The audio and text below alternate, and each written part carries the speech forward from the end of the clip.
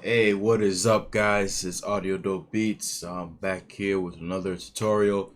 This time I'm going to show you guys how to make a 80s style R&B beat, more so in the vein of how I think how Chris Brown would do, for 80s style track.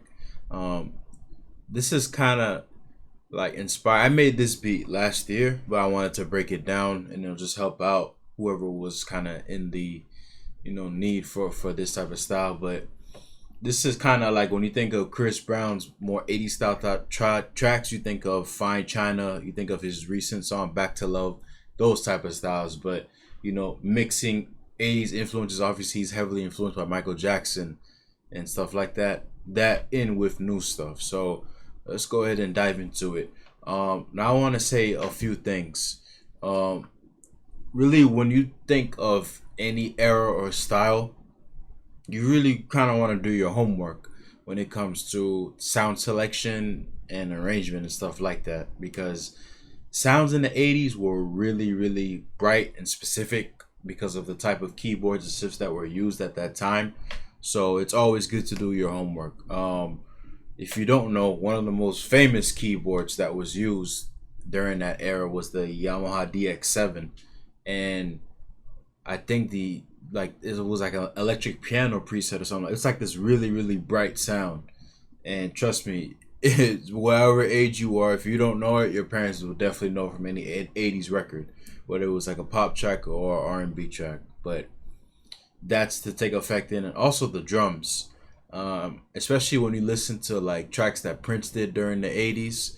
Um, the drum programming was a lot different. This was before MPCs in the 90s and stuff like that. When they used to, in the 80s, they used to use like the Lin drum machine, which was the most popular one, and the type of snares and stuff like that that were used, they had like a real different texture to them. It was two different types of like drum textures. You had the one with like the large reverb that Phil Collins kind of popularized with "In the Air Tonight," and then you also had like the popular style of drums that were used like in this. Let me see.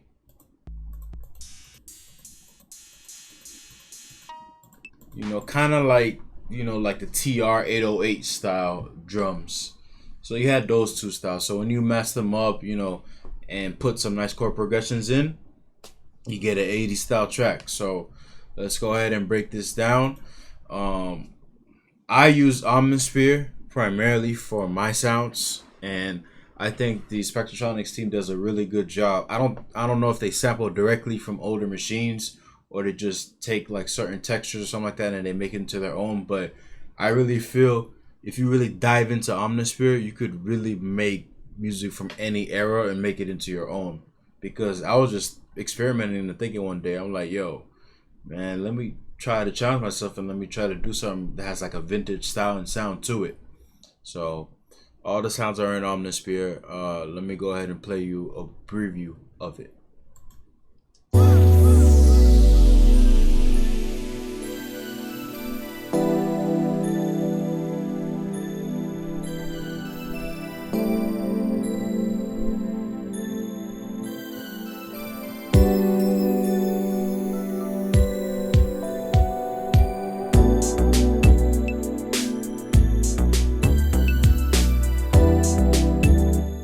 I think that's pretty 80s-ish if you ask me. And no samples are used. So it's all original. In the description, I'm gonna also link a drum kit that Waves Alchemy provided for free. They had like a special deal like about a year or two ago where they were just giving away like free drum kits, and I found one that I used on this track that I felt really captured like 80s style vibes. So let's go through it. Now in 80s tracks, as far as the arrangement, you usually had, for the most part, you usually had like a 4 or 8 bar intro. Uh, will kind of like sweep up. The singer will kind of like get some vocals out and start up. Just as you heard me play like in the beginning, I had like a how many bars is this? The BPM is 100 for this one. had a full 8 bar, full 8 bar chorus, and from there I did, 1 second. Yeah, so how I arranged the track is I did 16 bar choruses and 16 bar verses. Well, sorry, a 16 bar intro, 16 bar verses, and 8 bar chorus. And then I did a 8 bar breakdown. And then after that, I went into a synth solo, which lasts about 16 bars. One thing that was real prominent in 80's music, 90's music, and 70's music, but especially in 80's music, was a lot of synth soloing. Now, usually the synth soloing would be after the second verse, but for here I just put like a little breakdown, and then I got into the synth solo at the final chorus. But normally back in the 80's tracks, they would usually do this right before the final chorus. That would usually be the bridge or the actual breakdown solo. So in that sense, I kind of mix maybe some of the more modern style arrangements with the newer style. And I think some of the sounds that I also chose were things that maybe might have not been done in the 80's, but you kind of want to have a modern twist, but still show your influences and all that. So let's go ahead and go through the sounds real quick and see how they fit an 80's style sound. So the first sound that I have, I usually almost always start with the chords, and the first thing I did was I loaded up Omnisphere and I typed in 80's, and I found like this nice bright chord of sound similar to what I was telling you, how the DX7 used to sound. It's called 80's rack, and it seems like they got it from the Jupiter MKS20. Yes, the MKS series were very popular in the 80's and 90's too. I also forgot to mention that. But let's go ahead and look at it. So I played, the song is in G major, and I played a 3-6-2-1 progression. So let's go ahead and listen to it.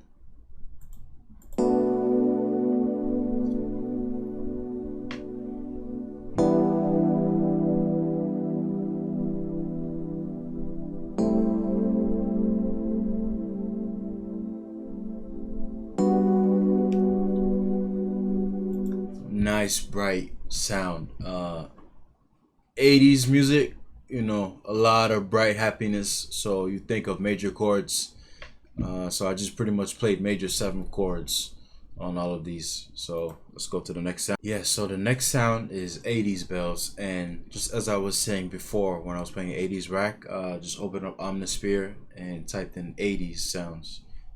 If you don't have Omnisphere, you could look for, I'm pretty sure at this point now there are a bunch of independent developers that came up with some nice, maybe free or inexpensive VSTs that are modeled after a lot of popular 80's synths. So if you can't afford Omnisphere or Nexus or whatnot, try to look up free or cheap Yamaha DX7 VST, Yamaha CS80, Juno 60.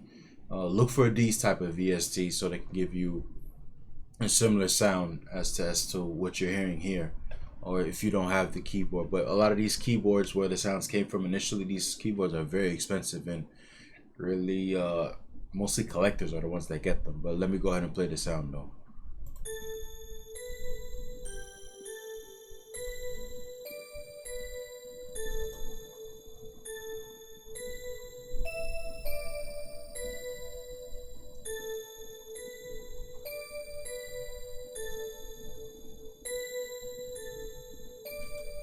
Nice 80's vibe. Nice 80's vibe.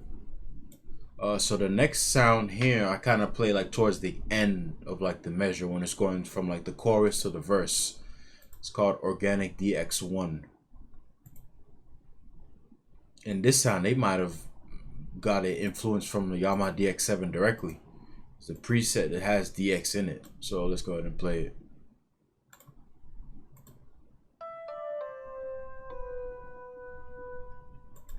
A nice bright sound, and the way I played it, it ends on the 3 of it, but it kind of sounds like it's like resolving, and even though it's not exactly ending at the 1, but it sounds like it's like resolving. When you hear the beat in full, you'll know what I mean. The next sound. This sound is actually a pad, but when I was playing it out like in arpeggio fashion, I really liked how it sounded individually. 80's lifter pad. Let's go ahead and listen to it.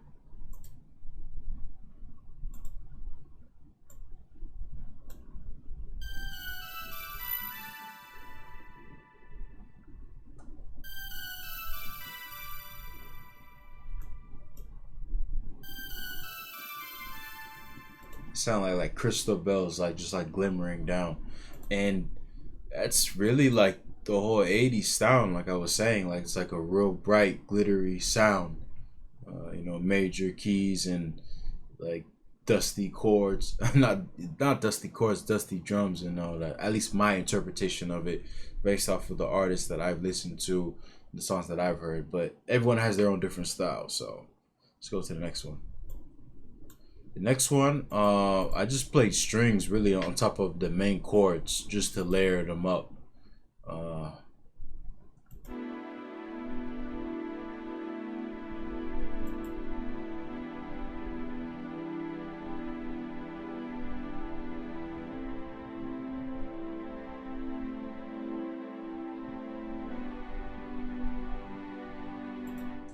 just layering sounds. I also did a layering too. I played Lounge Lizard, and I found a preset that I liked, and I added a little bit of melody here. So let's listen to it.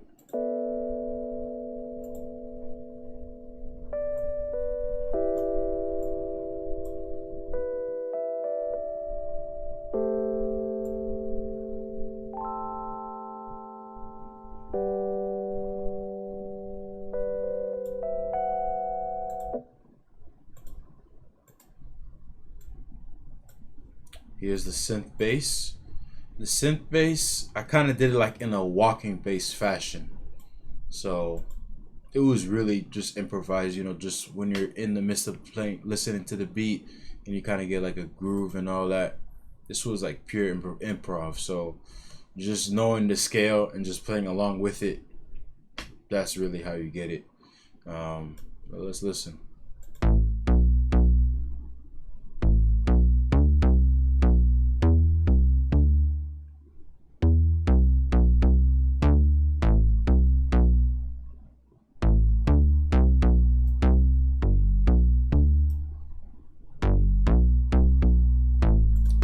If you notice, during certain notes, like especially right here, uh, it's either like a ghost note or like pitch bend. And I guess in certain records they would do this, but it's kind of like my style. Like I really like to use a lot of ghost notes in between certain bass notes, or I like to use pitch bend just to give like the playing more like a natural feel, or like how I would play it. Just to give my own, you know, unique style. So everyone has their own style, you know. And here, I'm not gonna play this yet. I'm gonna play it at the end because I had to re-render this. For some reason, when I went back into the beat, the way the synth came out when I played it wasn't the same as when I initially laid it down. So I had to re-export the track, and I'll play it, because if I play it here, it's not gonna sound right. I don't know what happened, but I had to re-render it. Somehow the pitch bend got messed up in certain parts. And then here's the transition. Mofo swell. I use this a lot in a lot of beats.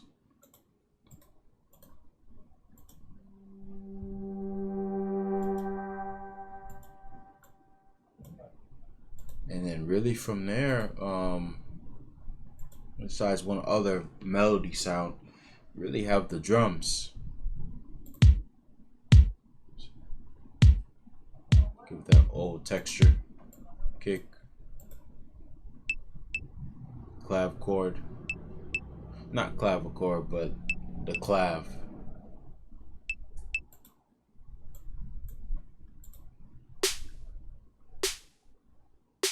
Yeah, see, that's the type of snare that I was talking about. You either have like the Phil Collins huge reverb style snare, or you have that classic TR 808 drum kit sound, or the one from the Lin drums.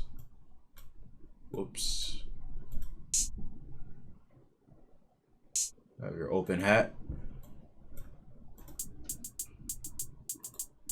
and then I had this closed hi hat playing.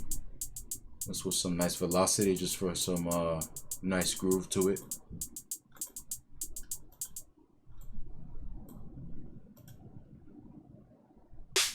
And I layered this snare.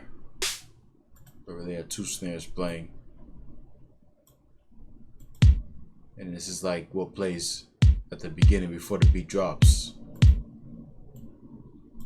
And then also I have this subwoofer which plays at the very beginning and at the end before the outro.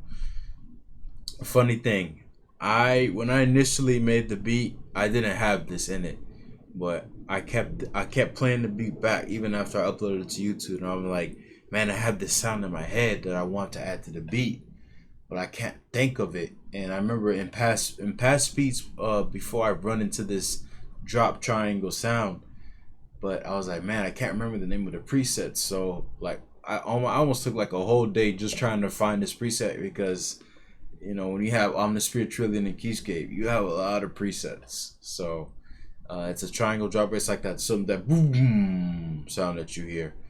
I don't know if they were used in 80s R&B or pop music, but I really had this sound in my head that I wanted to use, and I just put it in there. So that's pretty much it. Keeping it simple, great sound selection, knowing the right types of drums to use, just knowing the era really. So I would say, regardless if you want to make 80s music, 90s music, 70s music, I think a good thing to know is the sound selections and the keyboards and synth that the artists use or the producers used, and that will really help take you further. So I think studying plays a big role into it. As I said before, I'll put a link in the description for this drum kit, because I used all the drums from there in this beat, and I think they came out great. So without further ado, let me play the rest of the beat for you guys. All right, hope you enjoy.